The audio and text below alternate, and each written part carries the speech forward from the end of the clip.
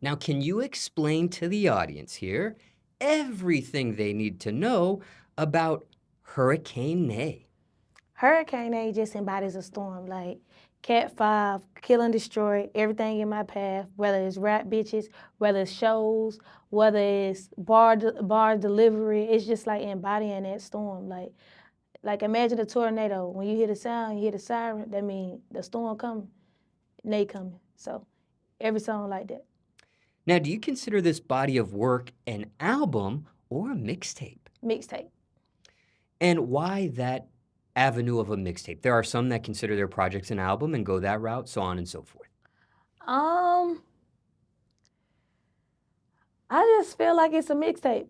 Like I feel like when I come with an album, it's gonna be a little bit more like this, like raw, uncut. Like all my music is good music, but I feel like this music is just raw and uncut. Like I feel like an album is a little bit more polished. Now, in the mixtape world, there are some that have a DJ host their project. In this case, no DJ. Why no DJ for you? I did that with The Chosen One, so I kind of just wanted to take a different route for Herricane Nae. Now, you've already explained this title and meaning here, but was this something that you coined or someone helped you out with? So actually the person that I'm signed to started calling me Herricane Nae. So I just took it and ran with it because I like the symbolic meaning behind it. And I felt like, this is who I am. This is what I fit in this moment in my life. And so I just named the title, Herricane Nae. And who actually on that imprint calls you that? And who are you signed to that you're referring to as well? Everybody called me Herricane Nae, and I'm signed to Break 'em Off Music Group. It's an independent label from Atlanta.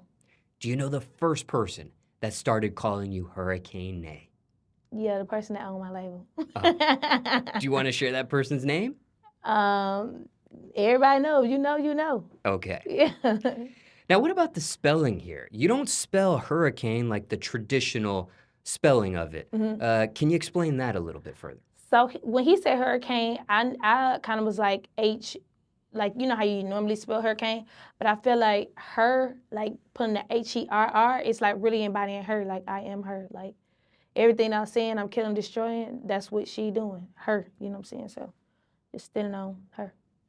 Now, you've already explained the meaning behind this project, but just for some additional insight here, was this title that was something you came up with before you started working on this project? Was it something that came to you during the middle of it, perhaps, or maybe something at the end of the recordings and creations here?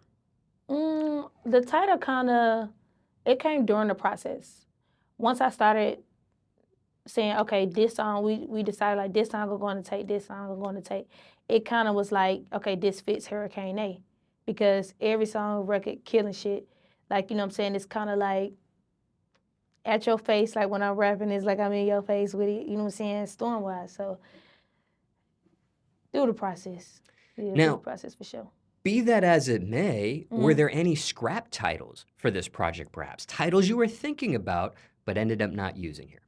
No, because when I was creating a project, I didn't really know I was creating a project. I was just going there doing records. Like I kind of write, my writing style is like what I'm going through at the moment, what I done been through. So in that chapter, like it just kind of like the name came up once they said I could drop a tape. And Herricane Nae was the name.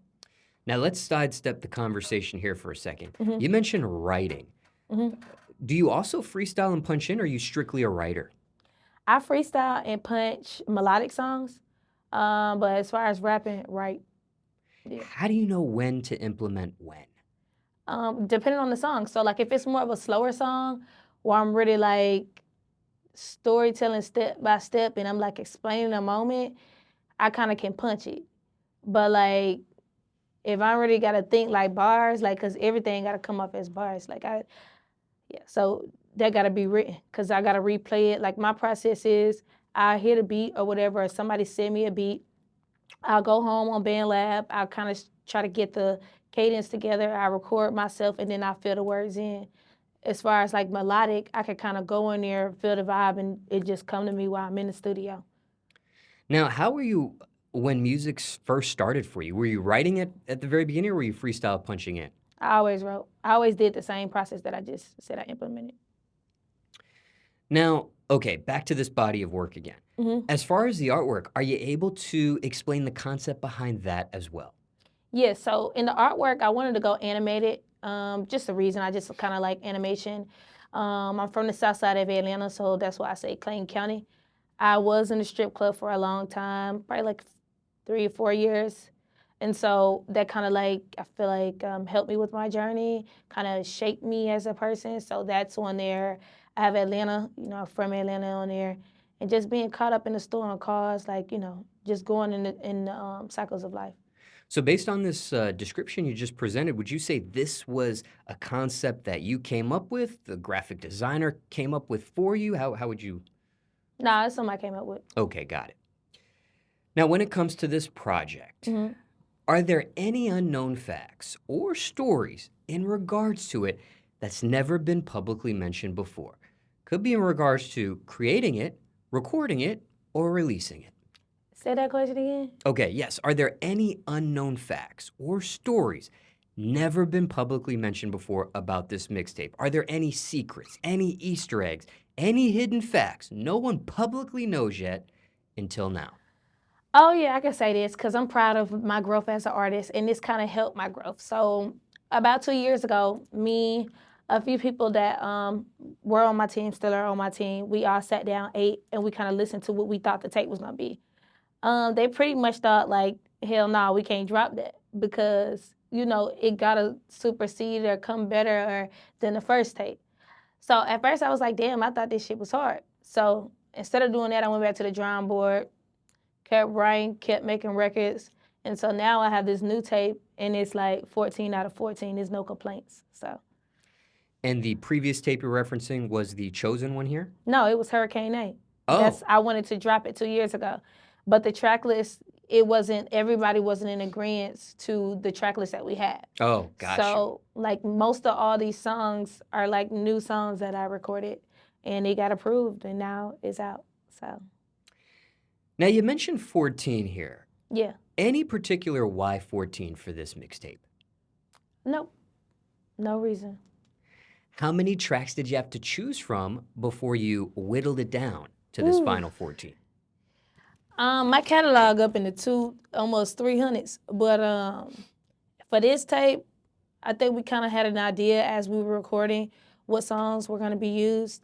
So probably like 40 to 50 songs. And how'd you go about that narrowing down process for this one? Just listening and kind of just thinking what we think the viewers will like and what we felt good with and what will stick. So How long do you think that process alone took? ooh, probably like 4 months or so. Yeah. Now, what about the track list order? Who put Mhm. that together here? The team did. And can you take the audience throughout that process as well? How you came up with, or how you and the team, I should say, came up with that? So intro was always gonna be first because that opens up the tape. And so the whole process was start fast and slow. So as you can see, you go through it's 2 sides, workout, we outside, so on and so forth. It starts to slow down, with calm down into night. So it was most so like get ready because after this project, I'm dropping a melodic tape. So the whole goal was to see the bar showcase at the beginning and then hang y'all with some melodic vibes I ain't never heard, some versatility, and then, closing it out. Almost kind of like a preview into your next body of work. Correct. Do you want to share the title to that yet? I don't know. I'm on 2 different titles. I don't know one or the other. But yeah, it might be for lovers only. Stay tuned. And when it comes to this strategy for this track list, where you start off fast and then it kind of goes slow, was this a formula you used in the past before, or was this the first time here? First time. What's been the reaction or feedback to that so far? That track list order. I think a lot of people are like surprised because I think a lot of people didn't know that I was as versatile as I am. Because when I first dropped my first body of work in 2021, I had probably like only 2 melodic songs, but it wasn't as heavy like a full-blown song of just like kind of like melodies and giving them that slow, that sexy side of me. So I think it's kind of surprising, but a lot of people love it. Like Tonight is one of their favorites and Cuffing Season. So yeah. And when it comes to this melodic, meaning, as you just stated, maybe you had 2 tracks in the past, now you have more. Now you're considering putting an entire body of work that's just dedicated to melodicness, Yeah. if that's a phrase. Where does that come from? Is that by request or is that your own doing here? So when I first started doing music, and well, even to piggyback, when I was a kid, like the space where you feel safe is in, like when I got into any type of shit was going on at home, or I'm just not feeling like my best self, or anything of that, things you go through as like growing up, adolescent, I just listened to like slow music. I grew up on 90s R&B. My mom loved neo soul. My dad, like that was the essence of me. That was like my first founding of music, of my love for music. So when I first started rapping, before I even did melodic songs, I would use like R&B records or like melodic songs and kind of like rap over them. So it always had a special place in my heart. But now that I kind of like got my sound, well, not kind of, I got my sound rapping, I feel like I can kind of like move into a different space. And, I'm trying to move into my software era a little bit. So. Now, speaking of favorites, what's your personal favorite song on this mixtape? Oh my God, I hate when people ask me that. Because it's like depending on the time of the day or how I'm feeling, I'm seeing. But I'm going to just say roller coaster because I feel like roller coaster is my vibe today. So I'm going to just say roller coaster. Now, for those in the audience that have seen the artwork but haven't had a chance to press play yet, care to share what that song's about? What? Say it one more time? Roller coaster? Yes. So roller coaster is just about, this is a true story. I was in a club one day and a girl was like, "Is your butt real?" And not only that, people always ask or be like, she got a BBL, this, that. A girl just can't eat and gain weight. Hello. So, like, I just put that out there, like, for all the BBL allegations, yeah, homegrown, get into it. And then just period, like, people always think folks want their man because a man looking at you in the club, like, this everyday life, especially in Atlanta.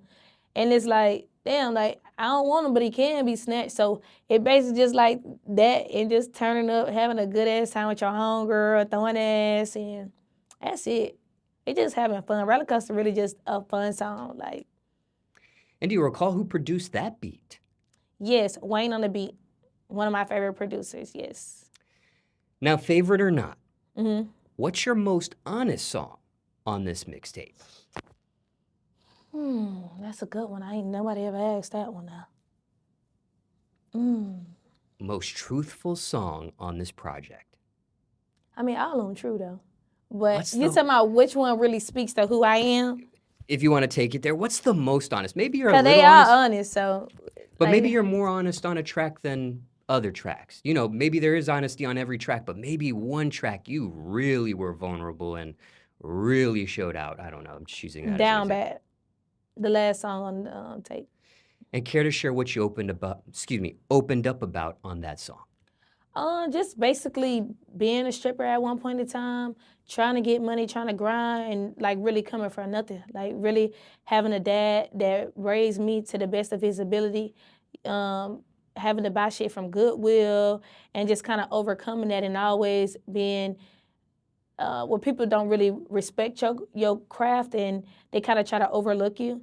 And, they say whatever it go on, you still gonna go up. So that's really what the song about. Like I was down bad, but it's up now. And why open up about some of that kind of stuff? Because some people may be embarrassed about it. They kind of keep that within themselves. Also, the strip club lifestyle. There's some females that are a recording artist and keep that to themselves and may not let that out in the open as well. Yeah, for a long time I never spoke on it, not out of embarrassment, but I didn't want to be prejudged as an artist who used to be in the club. But now I know that it's just a part of the story. It's a part of the journey, and everything really nothing happened to me. Everything happened for me. So it just being able to let people be around for the journey, even if you wasn't there, just hear the journey and kind of understand the steps I took instead of trying to make your own assumption about me. So just being vulnerable and giving the people who I am. And let's speak a little bit about the strip club lifestyle for 1 second here. What's been the response or reaction from the strip club community? People that know you've done that, or people that are just, getting into your music and finding out this about you, and maybe they're currently active in that lifestyle, and maybe they're maybe they're retired from it. But what's been the feedback just from that niche audience itself? Down bad, even not even just for just strip club people that have been in the strip club or knew where I wasn't, they can relate to it because a lot of people are kind of like embarrassed to say I'm down bad or I'm stripping. Like a lot of girls just like, damn, we needed this. So, you know, the response has been good for it, and I'm glad I was able to be vulnerable on the track. But have you heard just anything from specifically the strip club community just to your, not just that song, but just your journey in music, period? Like, have you gotten maybe a special or specific response just from that niche community? Oh, yeah. A lot of girls, because I still go to the strip club, and a lot of girls follow me, so they just be like, I'm proud of you, keep going, you know what I'm saying? I remember this, I remember that, but a lot of strippers, like, I still mess with, because they're still normal people, too. Like, you just in the club trying to provide for your family, trying to get us, some people in school, you know, so it's good to be able to be outside of that community, and people still fuck with me in that community, so yeah. Now, do you think maybe you have inspired any strippers or exotic dancers that retired because they saw you in your journey and you stopped dancing and you're doing music? Maybe you inspired them to do music themselves. Maybe you inspired them to do other things. I don't know. Have you had any of those stories? I'm pretty sure I've inspired a lot of people, but I don't think they'll ever just give me the validation that I inspired them, but I know that I did, so. Okay. There's that. And final question here about the strip club. What's it like, you know, patronizing a strip club instead of actually working behind the scenes of it now? What's that perspective like, going to the strip club instead of working there? It's actually a ball. I actually enjoy it. The lights, the women, the money. It's a great time. Just curious how you felt stepping out of that. Okay, but no chance of you ever going back to that world? No, sir. In a video, maybe. Okay. Yeah. So permanently retired, never ever for you. Yeah, the heels put up on the top of the shelf. And speaking of that, what have you done with your old shoes or your old clothes when you were in that world? What happens to that kind of stuff? You know, you put that stuff up, you never know if you get a man that like that kind of stuff. So you got to put it up and just, you know what I'm saying, just in case you got to bring it out one day.